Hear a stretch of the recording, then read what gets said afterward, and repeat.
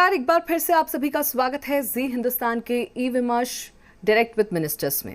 हम इस वक्त कोरोना के इस महामारी के बाद अनलॉक 1 की तरफ बढ़ रहे हैं और दूसरी तरफ देश में केंद्र सरकार अपना कार्यकाल का 1 साल पूरा कर चुकी है। ऐसे में क्या अर्थव्यवस्था को पटरी पर लाया जा सकता है, कैसे हमारी देश की अर्थव्यवस्था ठीक होगी और कैसे अलग अलग मंत्रालयों का उसमें भागीदारी रहेगी, इस पर अलग अलग मंत्रालयों से हमारे साथ बड़े नेता हमारे साथ जुड़ रहे हैं। हमारे साथ इस वक्त सड़क परिवहन और राजमार्ग मंत्रालय में राज्य मंत्री जनरल वीके सिंह रिटायर्ड हमारे साथ जुड़ गए हैं। और सबसे पहले सर, मेरा सवाल आपसे यही, और एक बार हार्दिक बधाई दूंगी क्योंकि मोदी सरकार पार्ट 2 का 1 साल पूरा हो चुका है। दूसरी तरफ आपका मंत्रालय कैसे इस 1 साल को अपने जो टारगेट्स थे उनको पूरा करते हुए देख पाया, और ऐसी समूची सरकार की कौन सी ऐसी उपलब्धियां हैं जिनको आप इस 1 साल में गिनाना चाहेंगे? देखिए, सबसे बड़ी चीज़ ये है कि जो इंफ्रास्ट्रक्चर का जो फील्ड होता है, जो रोड का और परिवहन का जो क्षेत्र होता है, उससे देश की आर्थिक प्रगति में बहुत सहायता मिलती है। 2019-20 को अगर हम लें, 8,948 किलोमीटर जो है वो हमने अवॉर्ड किया और 10,000 के करीब लंबाई की रोड इस दौरान बनी। और अगर हम लें कि पहले कितना होता था, पहले तकरीबन 10-11 किलोमीटर की रोड बनती थी महीने में, अब ये रफ्तार जो है 30 के करीब चल रही है। लेकिन इस 1 साल के दौरान बहुत सी चीज़ें हुई हैं। पहली चीज़, एक 30 साल से हमारा मोटर व्हीकल एक्ट था, जो कि बदलाव उसमें कुछ नहीं हुआ था, ये पास हुआ और इसका नतीजा ये हुआ कि जो एक्सीडेंट्स के कारण हमारे जनसंख्या को क्षति होती थी, जो लोग बाग तकरीबन 5 लाख एक्सीडेंट होते थे, 1.5 लाख के करीब लोग बाग उसमें मर जाते थे, बहुत से लोग बाग दिव्यांग बन जाते थे। इस मोटर व्हीकल एक्ट के कारण अलग अलग प्रदेशों में अगर हम देखते हैं तो अलग अलग तरीके से बहुत कमी आई है। कुछ प्रदेश ऐसे हैं जहाँ पे 20% कमी आई है, कुछ प्रदेश ऐसे हैं जहाँ 6-7% कमी आई है, लेकिन पूरे के पूरे को अगर हम लें तो कमी आई है, ये कोई बहुत बड़ी उपलब्धि है। दूसरी चीज़, इस 1 साल के दौरान नेशनल इलेक्ट्रॉनिक टोल कलेक्शन यानी इलेक्ट्रॉनिक टोल संग्रह का जो कार्यक्रम चला वो पूरी तरह लागू किया गया, जिसमें कि फास्टैग हमने सब गाड़ियों के ऊपर लगाने का बंदोबस्त किया और हमारे 557 जो टोल प्लाजा हैं उनके ऊपर तकरीबन 1,66,00,000 फास्टैग इशू हुए और ये सब चल रहे हैं। इसका एक बहुत बड़ा फ़ायदा हुआ। पहली चीज़, लोगों को देरी नहीं लगेगी। शुरू में थोड़ा सा कन्फ्यूजन था, लेकिन आप आए, टोल उठ जाता है, आपका फास्टैग अगर काम कर रहा है तो, और आप सीधे निकल जाते हो, आपको रुकने की आवश्यकता नहीं है, वर्क की बर्बादी नहीं, तो ये गाड़ियों को रुकना नहीं पड़ता। दूसरा इसका बड़ा फ़ायदा ये है कि जो भी कलेक्शन हो रहा है वो पारदर्शी है, कोई उसके अंदर हेराफेरी की संभावना नहीं है, क्योंकि आपके फास्टैग के अंदर जितना पैसा है वो इलेक्ट्रॉनिकली ट्रांसफ़र हो जाता है हमारे NHAI के अकाउंट में, और हमको दिन के अंत में ये पता चल जाता है कि कितना इसके ऊपर पैसा आया है, कितना नहीं आया है। तो जो पहले कई टोलों के बारे में शिकायत आती थी कि वहाँ पे बदमाशी होती है, उसमें ये होता है, वो सब खत्म हो गया। एक बहुत बड़ी ये हमारी उपलब्धि रही है। इस दौरान बहुत से प्रोजेक्ट ऐसे हैं जिनके ऊपर बहुत ध्यान दिया गया है। ये प्रोजेक्ट वो हैं जो कि एक तरह से हम उनको कहें कि आर्थिक कॉरिडोर हैं, एक जहाँ पे चीज़ बनती है वहाँ से लेके बंदरगाह तक जाते हैं। कुछ प्रोजेक्ट ऐसे हैं जिसमें आपका फासला कम होता है कहीं पर पहुँचने का। उदाहरण के तौर पर दिल्ली से मुंबई वडोदरा होते हुए नया ग्रीनफील्ड अलाइनमेंट है, आप 12 घंटे के अंदर गाड़ी चलाकर मुंबई पहुंच जाएंगे। इसी तरीके से अभी आप कुछ दिन पहले हमने अनाउंस किया है दिल्ली अमृतसर और अमृतसर से कटरा, यानी दिल्ली से अमृतसर आप 4 घंटे में पहुंच सकते हैं। तो ये बहुत बड़ी बड़ी उपलब्धियां हुई हैं। जिस तरीके का रोड नेटवर्क प्लान करके इस साल के अंदर लागू करने की चेष्टा की गई है और जिसके ऊपर काम शुरू हुआ है, इससे भारत के लोगों को, नागरिकों को, जो सामान ले जाते हैं उनको और हमारी आर्थिक प्रगति को बहुत फायदा मिलेगा। आपने ठीक कहा, और ये एक ऐसी चीज है, आपका मंत्रालय सीधे एसेंशियल चीजों से जुड़ा हुआ है, जिसमें सड़क सबसे महत्वपूर्ण हो गया है। आपको कहीं जाना है, आपकी अर्थव्यवस्था पर इसका असर पड़ रहा है।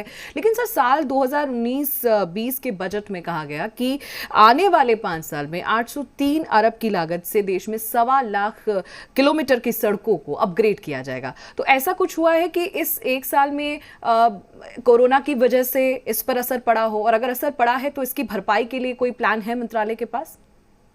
देखिए, फ़र्क पड़ा क्योंकि 2 महीने 2.5 महीने काम बंद रहा है। लेकिन अब जो हमारे तकरीबन 1300 से ज़्यादा प्रोजेक्ट चल रहे थे, अब 1100 से ज़्यादा प्रोजेक्ट्स पर काम शुरू हो गया है। कुछ जगह पर कुछ जो काम हमारे और विभाग जो हैं, जैसे कि बॉर्डर रोड है, वो जहाँ पे कुछ काम करते थे, जहाँ पे लेबर जो है, श्रमिक जो हैं, उनको किसी प्रदेश से आना था जो वापस चले गए थे, उनको लाने की तैयारी की जा रही है। बहुत सारे श्रमिक ऐसे हैं जो कि झारखंड प्रदेश से आते हैं और ऊंचे जो पहाड़ी इलाके हैं, दुर्गम इलाके हैं, वहाँ पे काम करते हैं, जो बॉर्डर रोड के नीचे आते हैं। इनको अब लाने की पूरी तैयारी की जा रही है। मिनिस्ट्री ऑफ होम अफेयर्स ने अपनी सैंक्शन दे दी है। तो हमारी कोशिश ये है कि जो हमने लक्ष्य रखे थे, वो लक्ष्य निर्धारित अवधि से बहुत ज़्यादा दूर ना जाए। अगर कोई चीज़ जून के महीने में पूरी होनी थी तो ज़्यादा से ज़्यादा वो जुलाई में चली जाए, उसके ज़्यादा आगे ना जाए। तो हर जगह कोशिश ये की जा रही है कि जहाँ पर हम चीज़ें ठीक कर सकें वहाँ पर ठीक करें। हम नई टेक्नोलॉजी का इस्तेमाल भी कर रहे हैं। हम कोशिश कर रहे हैं कि सड़कें सस्ती भी बने। हम कोशिश कर रहे हैं कि राइडिंग क्वालिटी भी अच्छी हो। तो ये कोरोना से एक जो थोड़ा सा एक विलम्ब हुआ है, उसकी भरपाई करने की पूरी कोशिश की जा रही है। क्योंकि बॉर्डर सड़कों की भी अभी आपने बात की, तो मैं थोड़ा सा इसलिए भी, क्योंकि सर आपने सेना में अपने जीवन का बहुत बड़ा हिस्सा, अपने पूरे जीवन को उसमें आपने झोंका है और सरहदों पर आप रहे हैं। आपको पता है कि कैसे देश की सुरक्षा वहाँ खड़े रहकर की जा सकती है, और उसके बाद मंत्रालय में आना, तो वो अनुभव आपका, वो तजुर्बा बहुत काम आ रहा होगा। कोरोना के बाद सबसे जो बड़े देश हैं, जिसमें अमेरिका हो गया, ऑस्ट्रेलिया हो गया, चाइना को हर कोई घेरने का मन बना चुका है। लेकिन इस बीच में क्या ऐसा है कि चाइना गुत्थम गुत्थी में उलझा हुआ है अपने पड़ोसी देशों से, जिसका नतीजा हम लद्दाख में भी तनातनी के तौर पर देख रहे हैं? तो क्या लद्दाख के पास चीनियों की जो हरकत देखी गई, उसकी स्थिति को अभी आप कैसे देख रहे हैं? देखिए, ऐसा जैसा आपने सही कहा, चीन को सब तरफ से इस पूरे विश्व के अंदर कोसा जा रहा है। सब के सब कह रहे हैं जी कि ये जो वायरस है, ये चीन से के वुहान से निकला और इसको फैलाया गया, एक तरह से जिसको बायोलॉजिकल वॉर कहते हैं, वो किया गया। और इस चीज़ का फ़ायदा चीन ने उठाया। यानी कि वुहान से वायरस अमेरिका पहुंच सकता है, लेकिन वुहान से बीजिंग नहीं पहुंच सकता। एक अजीबोगरीब बात है। तो इसलिए चीन कटघरे में है। अब दूसरी तरफ उसके पास और भी समस्याएं हैं। आप हांगकांग को ले लीजिए। हांगकांग के अंदर लोग बाग खुश नहीं हैं, बहुत दिनों से वहाँ पे प्रदर्शन चल रहे हैं। आप साउथ चाइना सी को ले लीजिए, जहाँ पे चीन का झगड़ा चल रहा है, वो ज़बरदस्ती टापुओं पर वहाँ पर काबू करना चाहता है।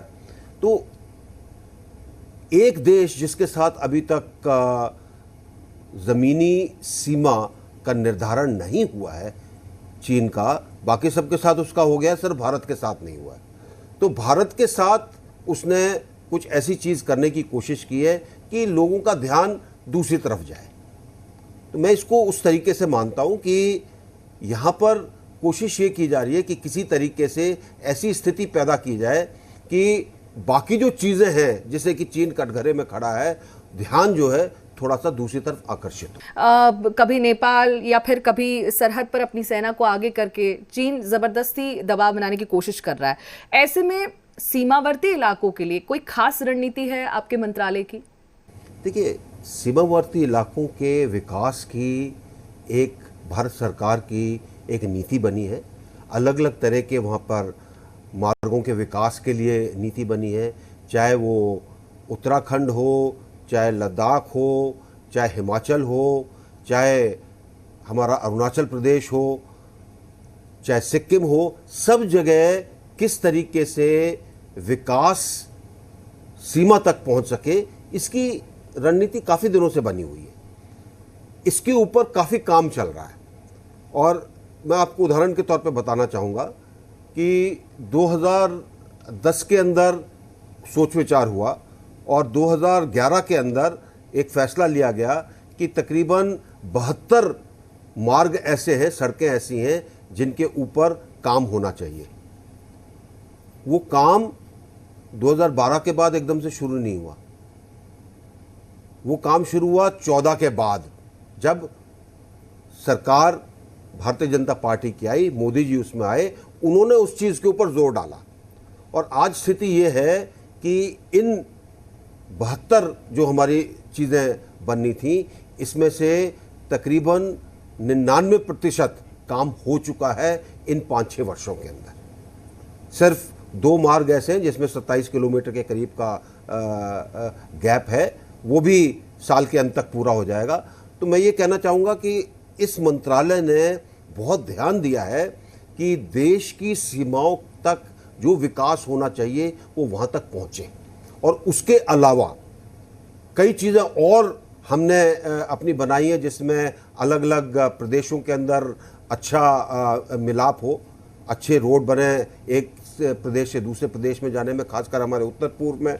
इसी तरीके से अरुणाचल में सिर्फ सीमावर्ती इलाके नहीं हैं, थोड़े अंदर के इलाके भी हैं जहाँ पर पहले आवागमन के लिए आपको एक घाटी में से पहले नीचे आना पड़ता था, फिर दूसरी घाटी में से फिर ऊपर जाना पड़ता था।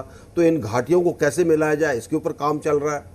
तो बहुत ही अच्छा कार्य इस मंत्रालय का हुआ है इन वर्षों के अंदर, और इस वर्ष से इसके अंदर और गति आई है।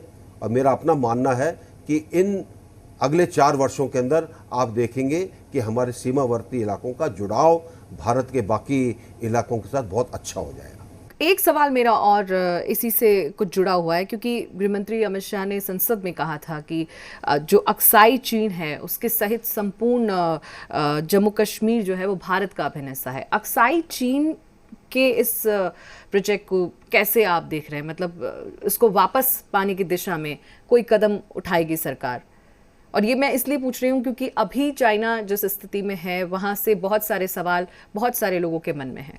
देखिए, ऐसा है माधुरी जी, संसद का एक सर्वसम्मति से पास किया हुआ एक रेजोल्यूशन है जो कहता है कि सारी की सारी जो भारत की सीमाएं हैं उसकी अगर ज़मीन किसी भी देश ने ली है तो हम उसको लेकर रहेंगे। ये संसद का एक रेजोल्यूशन है, आज का नहीं है, बहुत पुराना रेजोल्यूशन है। और अमित शाह जी ने इसी चीज़ को लोगों को याद दिलाया। ठीक है, तो ये नहीं है कि हम कहें कि आज हमने कोई ऐसा कह दिया कि हम चीन को छेड़ रहे हैं या पाकिस्तान को छेड़ रहे हैं, ऐसा नहीं है। ये तो सर्वसम्मति से पास किया हुआ रेजोल्यूशन है और पूरे देश की इच्छा यही है कि किस प्रकार जिन इलाकों के ऊपर नाजायज़ तौर पर दूसरे देशों ने कब्जा कर रखा है उसको लिया जाए। कई जगह पर देरी लगेगी, कई जगह पर चीज़ें जल्दी हो सकती हैं, लेकिन ये आगे आने वाला समय बताएगा और किस तरह से चीज़ें होंगी।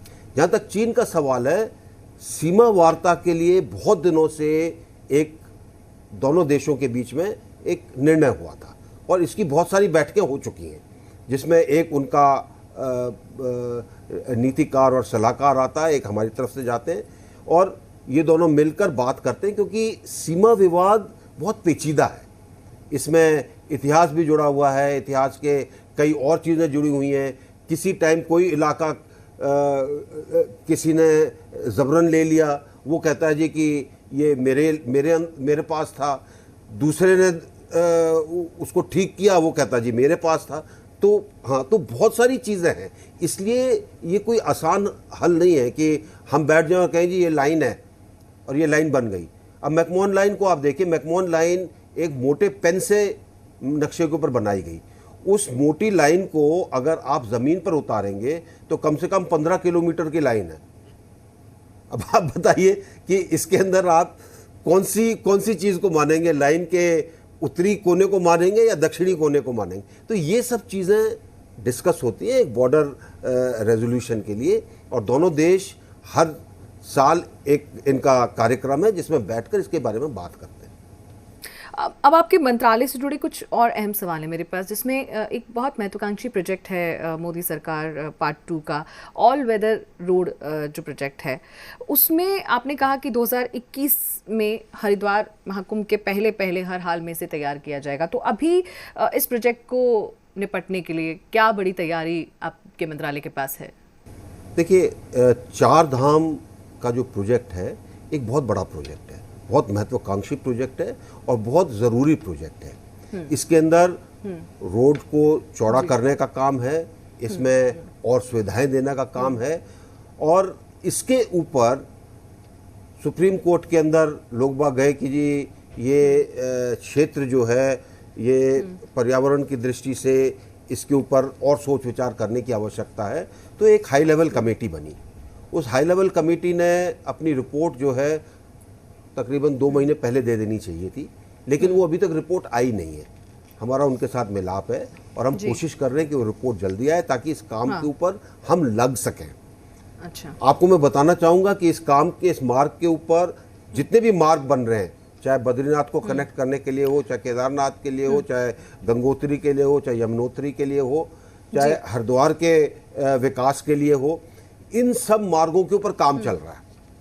मैं खुद इनको देखने के लिए गया था और संतोषजनक काम चल रहा है। लेकिन जिस जगह पर रोक लगी हुई है पर्यावरण की दृष्टि से, वहाँ पर काम रुका हुआ है और हम कोशिश कर रहे हैं कि कुछ हमको उसमें राहत मिले और जल्दी से हम उस काम को शुरू कर सकें, ताकि हमारे कुंभ से पहले ये मार्ग सारे के सारे ठीक हो जाएं और इनके ऊपर यात्रियों को जाने में कोई दिक्कत ना आए।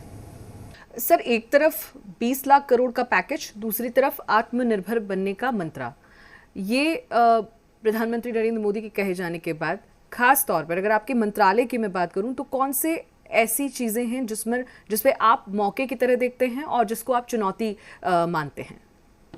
देखिए, अगर हम आत्मनिर्भरता की बात करते हैं, आत्मनिर्भरता की बात तो जब से भारत स्वतंत्र हुआ हम तब से कर रहे हैं।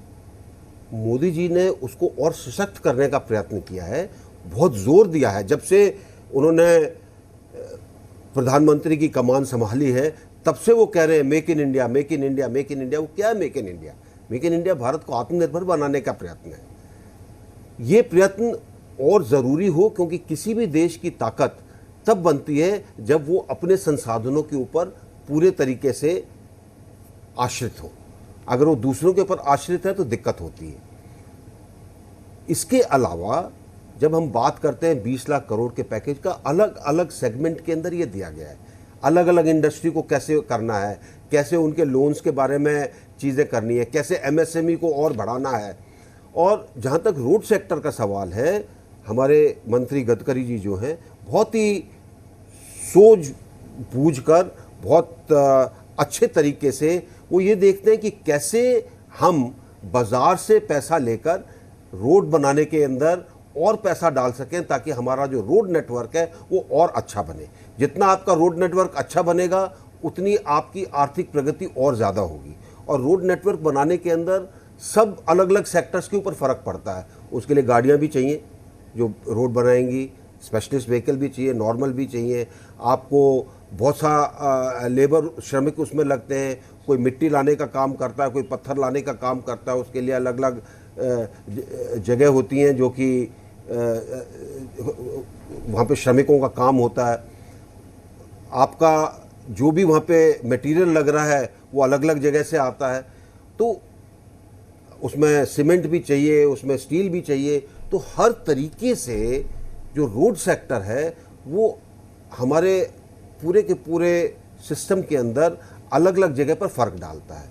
और मेरा मानना है कि अगर आप इंफ्रास्ट्रक्चर सेक्टर को बढ़ावा देते हैं, जो कि इस 20 लाख करोड़ के पैकेज के अंदर देने की कोशिश की गई है, तो इसका फ़ायदा डायरेक्टली आपको आपके आर्थिक प्रगति के अंदर साफ दिखाई देगा। मैं इसलिए अब ये सवाल पूछ रही हूँ क्योंकि पिछले महीने आप कह चुके हैं कि पीओके में सेना सही समय पर आने पर उचित कार्रवाई करेगी और हमारी योजना तैयार है। क्योंकि आप फौज में भी रहे हैं और अब आप राजनीतिक भी हैं, राजनीतिक व्यक्ति भी हैं, तो इसलिए मेरा सवाल है कि क्या ये माना जाए कि जब मौसम विभाग ने गिलगित बाल्टिस्तान के बाद मुजफ्फराबाद के मौसम का पूर्वानुमान बता रहा था, तो उसके बाद से ये कोशिश शुरू हो गई थी, ये खबरें आना शुरू हो गई थी कि क्या हम पीओके की तरफ बढ़ रहे हैं, या इस संबंध में कोई उम्मीद आपके सरकार के कार्यकाल में दिख रही है लोगों को? देखिए माधुरी जी, ऐसा है कि मौसम विभाग क्या कहता है उसका सेना से कोई ताल्लुक नहीं। देश की सेनाएं हर परिस्थिति का सामना करने के लिए हर तरीके से अपनी योजनाएं बनाती हैं, कोई नई बात नहीं है। आप इस चीज़ को समझने की बात है, कोई नई बात नहीं है। मौसम विभाग पहले क्यों नहीं दे रहा था वहाँ का, वो मौसम विभाग जवाब देगा उसका, क्योंकि जब पूरा का पूरा जम्मू और कश्मीर भारत का है तो मौसम विभाग उसके अंदर चूक कैसे कर गया, ये मौसम विभाग को जवाब देना चाहिए। जहाँ तक भारत की सेनाओं का सवाल है, भारत की सेनाएं अपने काम के लिए हमेशा तैयार है, चाहे काम कैसा भी हो। बिल्कुल, आपने कहा कि भारत की सेनाएं अपने हर काम के लिए तैयार हैं और मुझे लगता है कि भारत की सरकार भी अपनी नीति निर्देशों के साथ तैयार है। सर, क्या आप अभी भी आपको फौज की और उस ट्रेनिंग की अभी भी याद आती है? अभी ये बहुत हल्का सवाल होगा लेकिन फिर भी मैं पूछूंगी, क्योंकि आपने अपने जीवन का एक बहुत बड़ा हिस्सा उसी जगह पर बिताया है और देश की सुरक्षा में बिताया है। 42 साल सैन्य सेवा और 4 साल की ट्रेनिंग, ये आपके जीवन का बहुत बड़ा हिस्सा है और ये आपके जीवन के अंदर समाया हुआ है। तो अगर आप कहें कि याद आती है, तो मैं कहूँगा कि ये तो जीवन का हिस्सा ही है। ये तो जीवन के अंदर इतना समा गया है कि आप इसको भूल ही नहीं सकते। चलिए सर, बहुत बहुत शुक्रिया हमारे साथ जुड़ने के लिए। तो इस वक्त सबसे महत्वपूर्ण ये है कि इस कोरोना काल से ऊपर बढ़कर जब हम आगे की तरफ बढ़ रहे हैं तो देश के अलग अलग मंत्रालयों की तैयारी क्या है, देश के अलग अलग मंत्रालय कैसे उस पर आगे बढ़ेंगे, किन चुनौतियों को वो सबसे पहले निपटाने की कोशिश में लगे हैं, इसी पर हमारी बातचीत वीके सिंह साहब से हो रही थी। बहुत बहुत शुक्रिया सर आपका हमारे साथ जुड़ने के लिए। और हम उम्मीद करते हैं, क्योंकि आपने कहा आपके जीवन का एक बहुत बड़ा हिस्सा अनुशासित तरीके से देश की सुरक्षा में रहा है, और उम्मीद आपसे यही है कि एक राजनेता के तौर पर भी वही अनुशासन हमें आपके मंत्रालय में भी आपके काम के जरिए दिखता रहे। फिलहाल इतना ही। नमस्कार। बहुत बहुत धन्यवाद आपका।